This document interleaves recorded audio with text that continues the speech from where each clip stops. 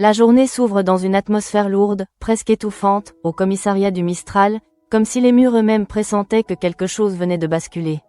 Les regards sont fuyants, les voix basses, et dans ce silence pesant, Idriss Salem sent déjà que le sol se dérobe sous ses pieds. Il n'a pas encore entendu la décision officielle, mais tout, autour de lui, respire la mise à l'écart. Les collègues qui, la veille encore, plaisantaient à la machine à café, évitent désormais son regard. Ce n'est pas de la méfiance franche, plutôt une gêne maladroite, celle qu'on éprouve quand on ne sait plus de quel côté se placer. Pendant ce temps, Patrick Nebou rassemble les principaux concernés. Son visage est fermé, marqué par une gravité inhabituelle. Il n'aime pas ce qu'il s'apprête à faire, mais il sait aussi qu'il n'a pas le choix. Dans ce genre de situation, l'institution passe avant les états d'âme. Les règles sont claires, même quand elles font mal. À ses côtés, Ariane Hersan et Stanislas échangent un regard tendu. Entre eux, le courant ne passe pas.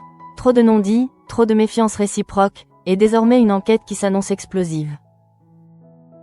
Quand Patrick annonce enfin la décision, les mots claquent comme une gifle. Idriss est suspendu. Temporairement, précise-t-il, le temps que toute la lumière soit faite. Mais le mot est là, brutal, implacable, suspendu. Accusé d'avoir frappé Martin, Idriss est écarté de l'enquête, privé de son badge, de son arme, de ce qui faisait son identité. L'instant est irréel. Idriss entend la phrase, mais elle semble ne pas lui être destinée, comme si elle flottait dans l'air sans parvenir jusqu'à lui. Il cherche un signe, un regard qui lui dirait que ce n'est qu'un mauvais moment à passer, qu'on le connaît assez pour ne pas douter. Mais les visages restent figés. C'est alors que la colère monte, mêlée à une panique sourde. Idriss se défend, explique, répète qu'il n'a jamais levé la main sur Martin. Il parle de provocation, de mensonge, de manipulation. Sa voix tremble, non pas de faiblesse, mais d'incompréhension. Comment a-t-on pu en arriver là?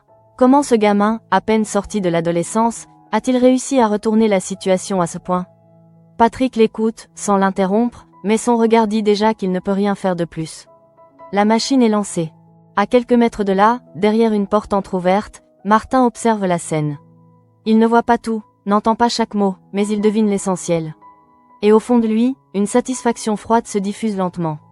Ce n'est pas une joie explosive, plutôt une jubilation intérieure, maîtrisée, presque élégante. Il savait que ça marcherait. Il savait que le doute s'insinuerait. Voir Idriss ainsi déstabilisé, dépossédé de son autorité, lui procure un sentiment de victoire qu'il savoure en silence. Pour l'instant, il n'a rien à faire. Il suffit d'attendre que les autres fassent le travail à sa place. Dans le bureau voisin, l'ambiance est électrique. Ariane et Stanislas se retrouvent officiellement chargés de l'enquête, et cette décision ne fait qu'accentuer les tensions déjà existantes entre eux. Ariane, droite, concentrée, refuse de tirer des conclusions hâtives. Elle connaît Idriss, elle sait qu'il n'est pas du genre à perdre le contrôle sans raison. Stanislas, plus réservé, adopte une posture prudente, presque distante. Il ne veut pas se mouiller, pas encore. Pour lui, les faits doivent parler, rien que les faits. Mais ce positionnement agace Ariane, qui y voit une forme de frilosité, voire de défiance à son égard. Pendant ce temps, au Mistral, la nouvelle commence déjà à circuler. Les rumeurs vont vite, portées par les conversations chuchotées et les regards appuyés. Idriss, le flic respecté, serait donc capable de violence? Certains s'étonnent, d'autres hochent la tête avec un air entendu, comme s'il avait toujours su qu'il cachait quelque chose. Dans ce brouhaha diffus, Idriss se sent de plus en plus seul. Il trouve refuge au comptoir, face à un verre de whisky qu'il n'avait pas vraiment prévu de commander. L'alcool brûle, mais il apaise temporairement le chaos intérieur. C'est là que Louisa le rejoint. Elle voit tout de suite qu'il ne va pas bien. Son regard se pose sur lui avec une douceur ferme, sans jugement.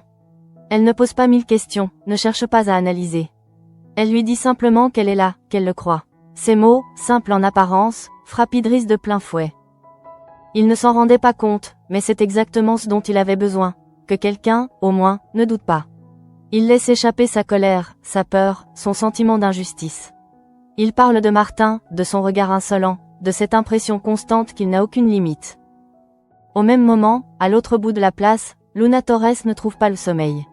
La nuit a été longue, agitée, peuplée de questions sans réponse. Elle tourne et retourne dans son lit, incapable de chasser une pensée qui s'impose à elle malgré elle. Et si Martin disait la vérité? L'idée la terrifie autant qu'elle la culpabilise. Elle se sent mal de douter d'Idriss, mais quelque chose, au fond d'elle, résiste. Elle ne le connaît pas depuis si longtemps. Et Martin, avec son air fragile, pourrait-il vraiment mentir sur une accusation aussi grave? Au petit matin, Luna craque et se confie à Myrta Torres. Les mots sortent en désordre, chargés de fatigue et d'angoisse. Myrta l'écoute attentivement, pose des questions simples, mais lourdes de sens. A-t-elle déjà vu Idriss se mettre en colère? A-t-elle perçu chez lui une violence cachée? Ces interrogations, loin de rassurer Luna, ne font qu'amplifier son trouble. Elle n'a pas de réponse claire, seulement des impressions floues, et c'est précisément ce flou qui l'effraie. Ce que Luna ignore, c'est que Martin se trouve à proximité. Il entend une partie de la conversation, suffisamment pour comprendre que le doute s'est installé. Et cette découverte le remplit d'une satisfaction presque euphorique. Voir Luna hésiter, vaciller, c'est une victoire supplémentaire. Il n'a rien eu à faire, sinon laisser les autres s'interroger à sa place. À cet instant précis, Martin se sent intouchable. Tout se déroule exactement comme il l'avait imaginé. Au commissariat, la journée se poursuit dans une tension constante. Jean-Paul Bauer tente de maintenir une forme de normalité, mais il ne cache pas son malaise. Lui, il connaît Idriss. Il sait ce qu'il vaut. Et même s'il respecte la procédure, il ne peut s'empêcher de penser que quelque chose cloche. Quand il croise Idriss un peu plus tard, leurs regards se croisent brièvement. Aucun mot n'est échangé, mais tout est dit. Bauer est de son côté. Cette solidarité silencieuse réchauffe Idriss, sans pour autant dissiper l'angoisse qui le ronge. Dans ce climat déjà chargé, une autre affaire commence à poindre, ajoutant une couche supplémentaire de trouble. Vanessa Kepler est convoquée par la juge, en présence de son fils Ulysse Kepler.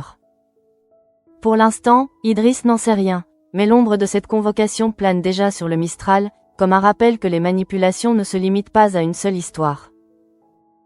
Lorsque la nuit retombe, Idriss se retrouve seul, face à ses pensées. Suspendu, suspect, observé. Tout ce qu'il a construit semble menacé. Et pourtant, au fond de lui, une certitude demeure, la vérité finira par éclater. Il ne sait pas encore comme, ni quand, mais il refuse de croire que le mensonge de Martin puisse triompher éternellement. Dans l'ombre, sans le savoir, une piste existe déjà, prête à tout faire basculer.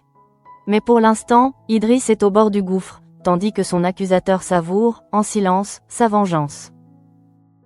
La suspension d'Idriss agit comme une onde de choc prolongée, dont les répliques continuent de secouer le Mistral bien après l'annonce officielle.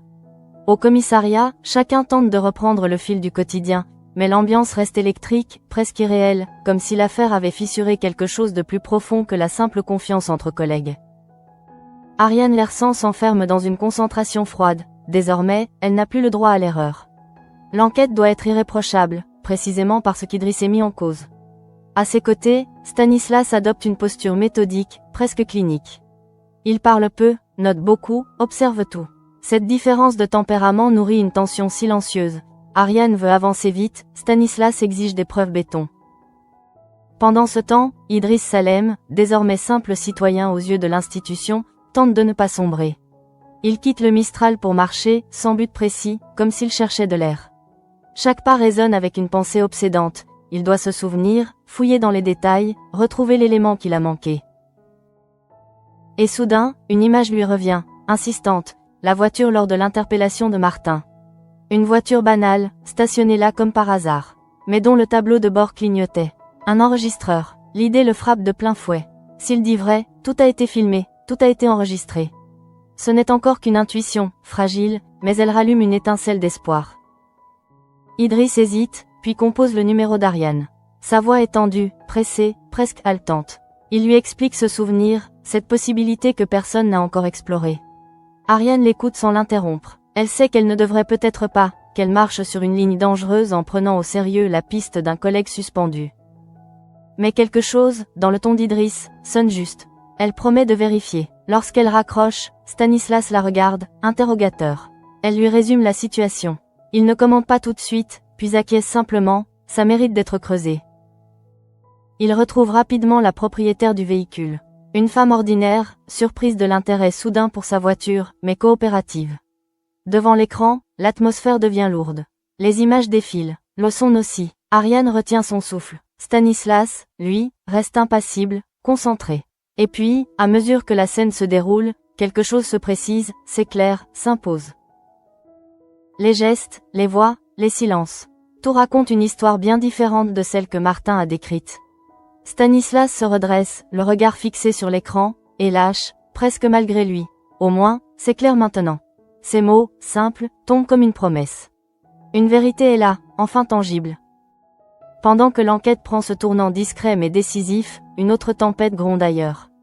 Vanessa Kepler se rend à sa convocation avec l'assurance habituelle, persuadée qu'il s'agit d'une formalité. À ses côtés, son fils Ulysse Kepler affiche un calme professionnel, prêt à désamorcer toute attaque. Mais très vite, la situation dérape. On lui présente un mail, daté de juillet, évoquant des malversations chez Octalis. Un mail qu'elle aurait reçu, et auquel elle aurait répondu avec une signature électronique. Vanessa pâlit, elle ne se souvient de rien, ni du message, ni de la réponse. Son esprit se met à tourner à toute vitesse. Ce document est un faux, elle en est certaine. Mais comment prouver une absence? Comment démontrer qu'on n'a pas signé ce qu'on vous attribue? La colère monte, mêlée à une inquiétude qu'elle peine à dissimuler. Quelqu'un la manipule, quelqu'un tire les ficelles depuis l'ombre. Ce qui la rend folle, ce n'est pas seulement l'accusation, mais l'inconnu, ne pas savoir qui l'attaque, ni pourquoi. Ulysse tente de la rassurer, souligne les incohérences, promet qu'ils remonteront la piste. Il admire sa pugnacité, son panache, mais il sent aussi que cette affaire pourrait la fragiliser bien plus qu'elle ne le laisse paraître. Sur la place du Mistral, la vie continue, comme en contrepoint presque cruel de ses drames intimes.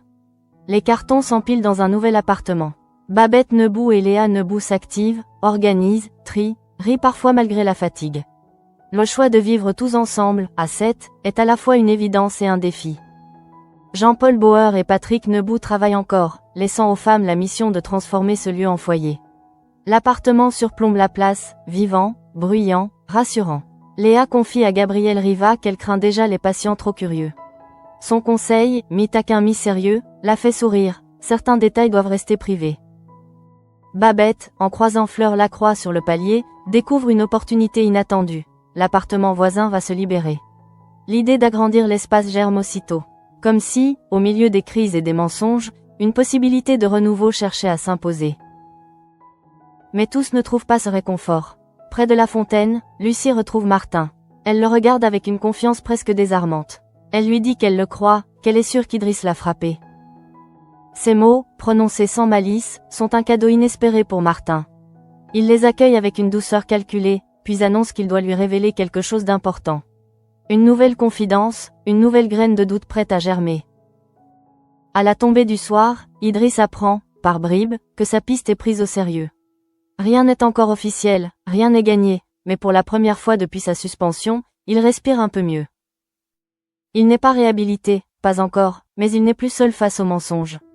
Dans l'ombre, les images continuent de parler, et lentement, inexorablement, la vérité commence à se frayer un chemin.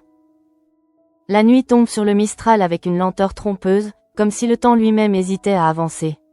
Pour Idriss Salem, chaque minute pèse double. La piste de la voiture existe, il le sait désormais, mais l'attente est une épreuve.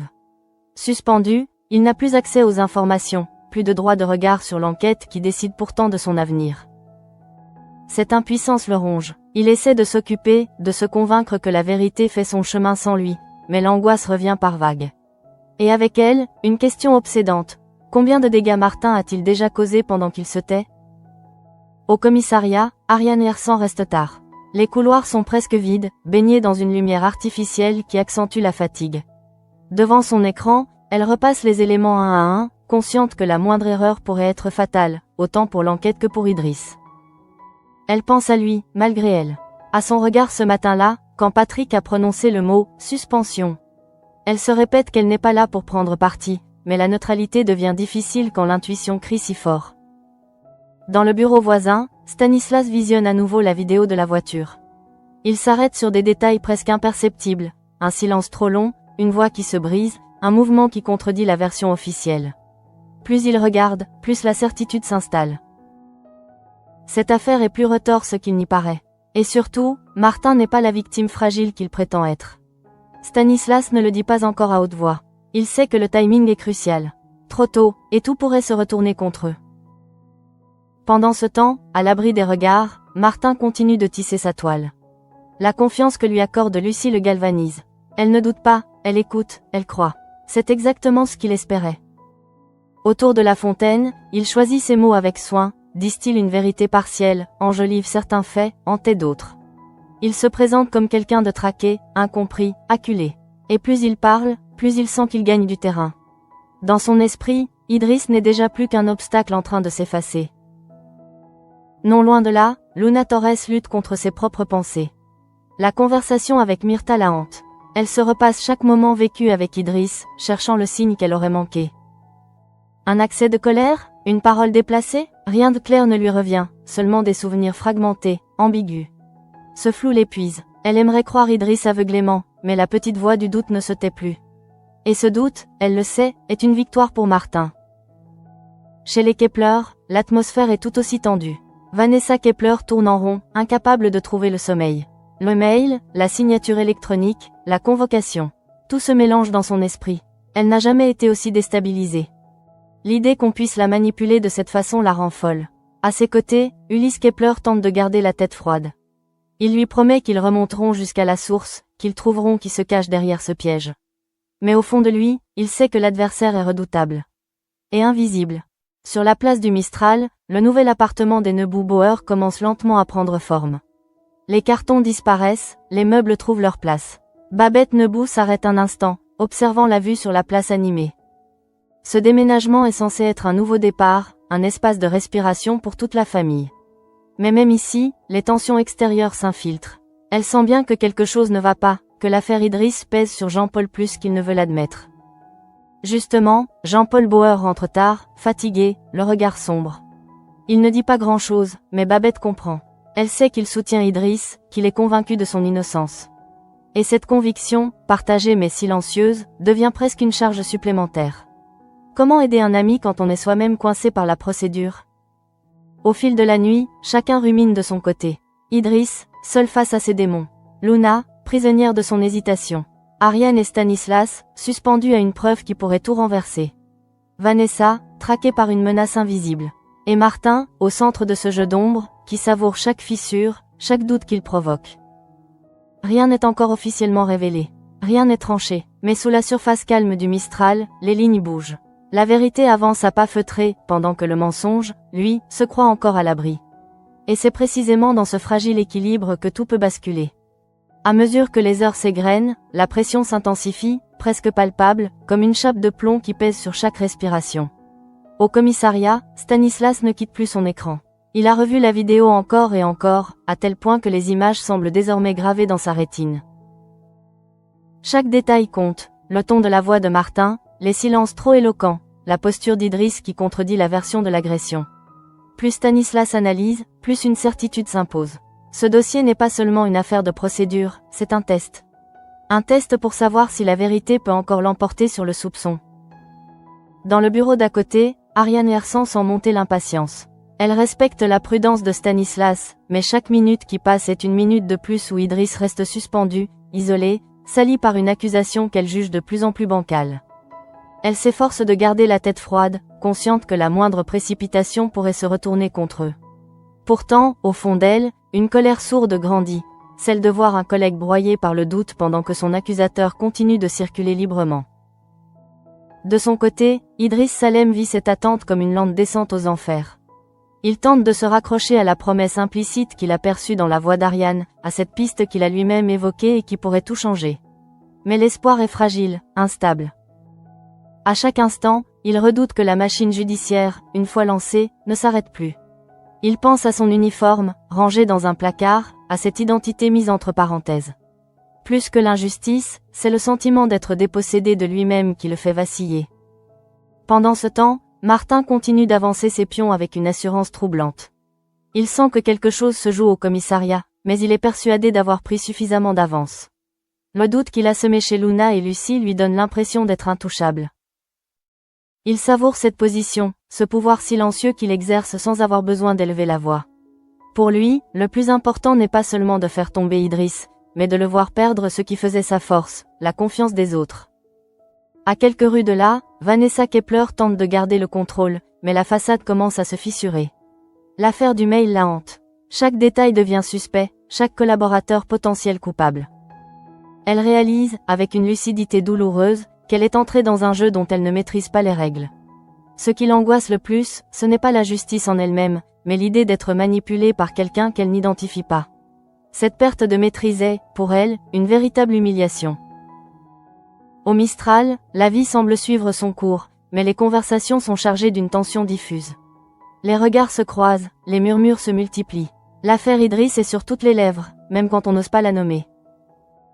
Certains prennent parti, d'autres préfèrent rester en retrait, par peur de se tromper. Cette atmosphère ambiguë nourrit encore davantage le malaise, comme si chacun était sommé de choisir un camp sans disposer de toutes les cartes. En fin de journée, Stanislas convoque Ariane. Il ne dramatise pas, ne s'emballe pas. Il lui montre simplement un passage précis de la vidéo, un instant clé où la version de Martin se fissure clairement. Ariane comprend aussitôt. Ce n'est pas encore la victoire, mais c'est un tournant. Une preuve suffisamment solide pour remettre en question l'accusation, à condition de l'utiliser au bon moment. Les deux policiers échangent un regard lourd de sens. Ils savent que la suite sera décisive. À cet instant précis, Idriss, sans le savoir, se tient à la lisière d'un possible retour. Rien n'est encore acté, rien n'est annoncé. Mais quelque chose a changé. Le doute commence à quitter son camp pour glisser, lentement, vers celui de son accusateur. Et dans cette inversion silencieuse, Martin, convaincu d'avoir déjà gagné, ignore que le sol commence à se dérober sous ses pieds. À l'aube d'un nouveau jour, le Mistral se réveille avec cette impression étrange que quelque chose est sur le point de céder. Au commissariat, Ariane Lersan arrive plus tôt que d'habitude. Elle sait que la journée sera décisive. La preuve existe, elle l'a vue, elle l'a comprise. Reste à savoir comment l'introduire dans la procédure sans provoquer un retour de flamme. La loi exige de la rigueur, mais la justice réclame parfois du courage. Ariane se répète qu'elle n'agit pas pour sauver un collègue par amitié, mais pour empêcher qu'un mensonge ne devienne vérité officielle.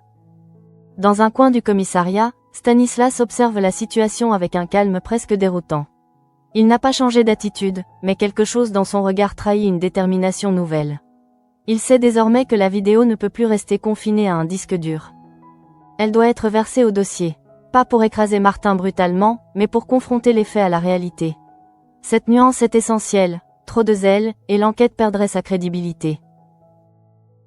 Pendant ce temps, Idriss Salem attend. L'attente est devenue son quotidien. Il se lève, se prépare machinalement, sans uniforme, sans mission. Chaque geste lui rappelle ce qu'on lui a retiré. Pourtant, ce matin-là, une intuition différente l'accompagne. Il ne sait rien de concret, mais il sent que quelque chose bouge. Ce pressentiment ne l'apaise pas vraiment, il l'empêche plutôt de sombrer.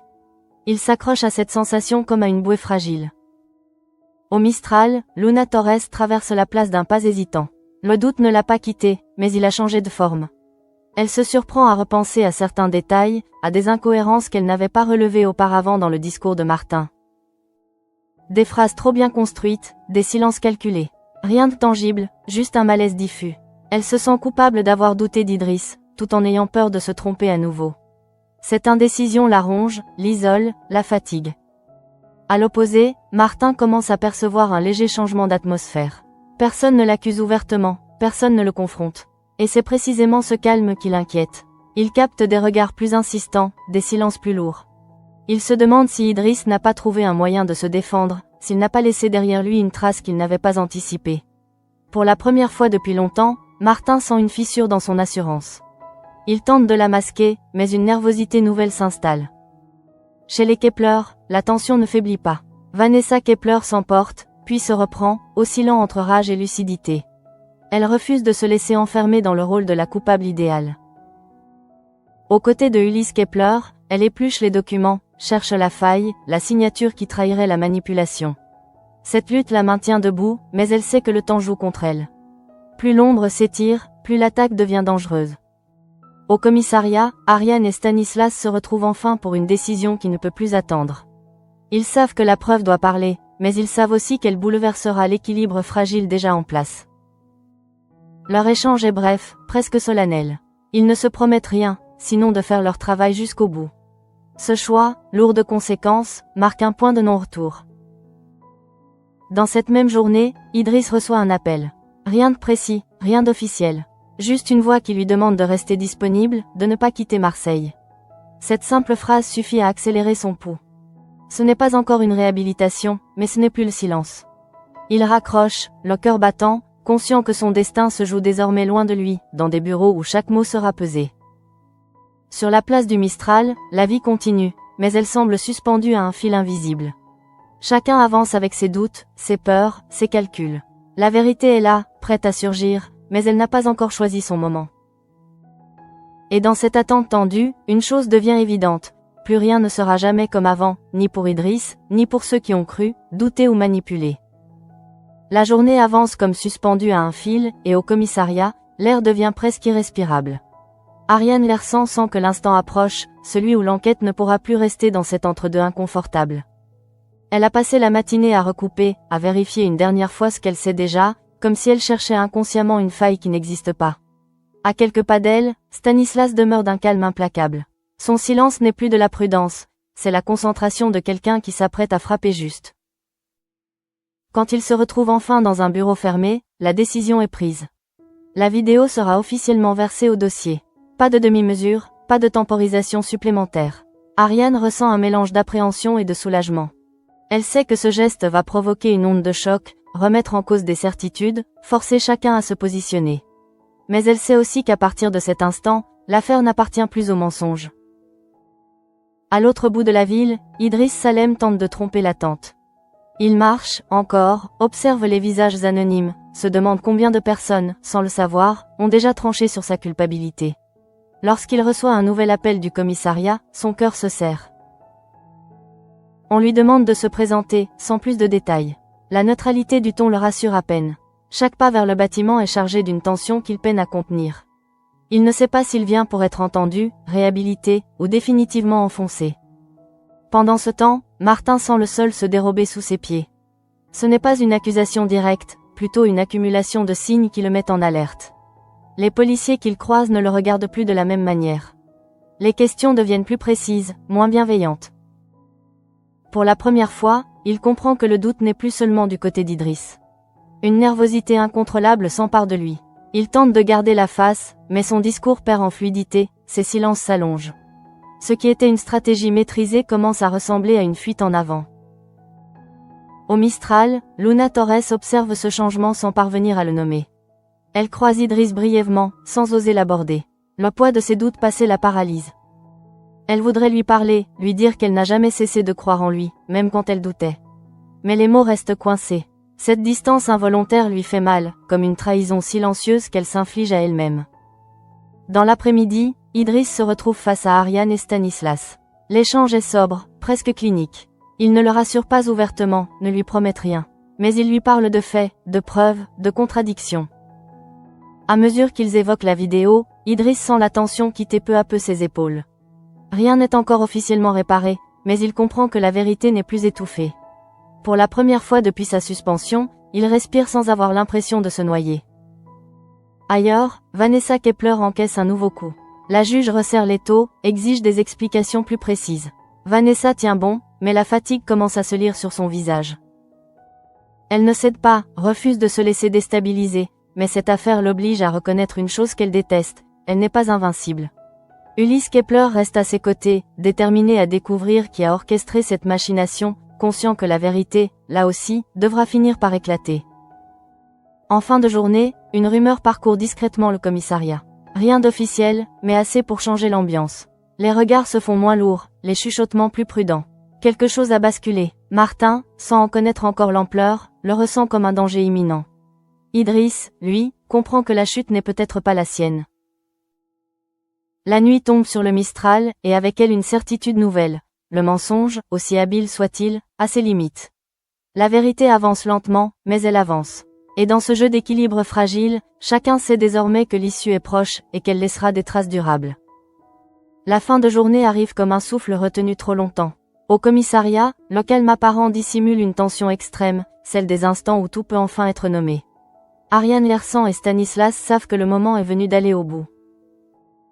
La vidéo, désormais intégrée au dossier, a fait son œuvre silencieuse. Elle ne crie pas, elle ne dramatise pas, mais elle dit la vérité avec une précision implacable. Les faits s'alignent, les incohérences de Martin deviennent trop visibles pour être ignorées plus longtemps. Dans une salle sobre, Idriss Salem attend, le cœur battant. Il n'espère plus vraiment une reconnaissance immédiate, seulement que son nom cesse d'être associé à une violence qu'il n'a jamais commise. Quand Patrick entre, son regard est différent. Plus posé, moins dur. Les mots sont choisis avec soin, la suspension est levée, provisoirement d'abord, le temps de finaliser les conclusions. Mais l'essentiel est là, le doute qui pesait sur Idriss se dissipe. Ce n'est pas une victoire éclatante, plutôt une réparation lente, presque pudique, mais suffisante pour lui redonner pied. À quelques mètres de là, Martin fait face à une atmosphère radicalement transformée. Les questions sont désormais frontales, précises, dénuées de toute complaisance. Confronté aux images, à ses propres contradictions, il perd peu à peu cette assurance qui faisait sa force. Son regard fuit, ses réponses se brouillent. Le masque se fissure. Il comprend qu'il a sous-estimé ce qu'une preuve peut provoquer quand elle parle d'elle-même. Sa jubilation passée laisse place à une peur sourde, celle d'être démasqué. Sur la place du Mistral, la nouvelle circule vite, portée par les regards et les silences. Luna Torres apprend que la vérité est en train d'éclater. Une vague de soulagement la traverse, aussitôt suivie d'une culpabilité profonde. Elle repense à ses doutes, à ses hésitations, à ce moment où elle a presque cru que l'impensable était possible. Lorsqu'elle croise Idriss, elle n'hésite plus. Les mots sortent enfin, maladroits mais sincères. Elle lui parle de sa peur, de sa confusion, de ce sentiment d'avoir été piégée elle aussi. Idriss l'écoute sans colère. Il n'oublie pas la blessure, mais il comprend. Leur échange n'efface pas tout, mais il ouvre un espace de reconstruction. Dans un autre quartier, Vanessa Kepler refuse de plier. Malgré la pression judiciaire, malgré l'ombre qui plane encore sur elle, elle retrouve cette détermination froide qui la caractérise. Aux côtés de Ulysse Kepler, elle est plus décidée que jamais à découvrir qui l'a piégée. L'affaire du mail n'est pas réglée, loin de là, mais elle n'est plus seulement sur la défensive. Elle est prête à attaquer. Pour elle, comme pour Idriss, la vérité n'est pas qu'un objectif, c'est une question de survie. Au commissariat, l'ambiance s'apaise lentement. Les regards changent, les murmures s'estompent. Idriss retrouve son badge, le poids familier du métal dans sa main. Ce geste simple, presque banal, a pour lui une portée immense. Il ne répare pas toutes les fissures, mais il marque un retour. Un retour dans une institution qui l'a mis à l'épreuve, parfois durement, mais qui a aussi su corriger sa trajectoire. Quant à Martin, son isolement est désormais évident. La confiance qu'il avait patiemment construite s'effondre, laissant place à un vide qu'il ne maîtrise plus. Son silence, autrefois calculé, devient pesant. Il n'est plus le jeune homme fragile qu'on protège, mais un suspect dont chaque parole est scrutée. La nuit tombe sur le Mistral avec une saveur différente. Pas celle d'un triomphe éclatant, mais celle d'un équilibre fragile retrouvé. Idriss n'est plus au bord du gouffre. Martin n'est plus intouchable. Et autour d'eux, chacun mesure à quel point le doute peut être destructeur, et la vérité, lente mais tenace, profondément libératrice.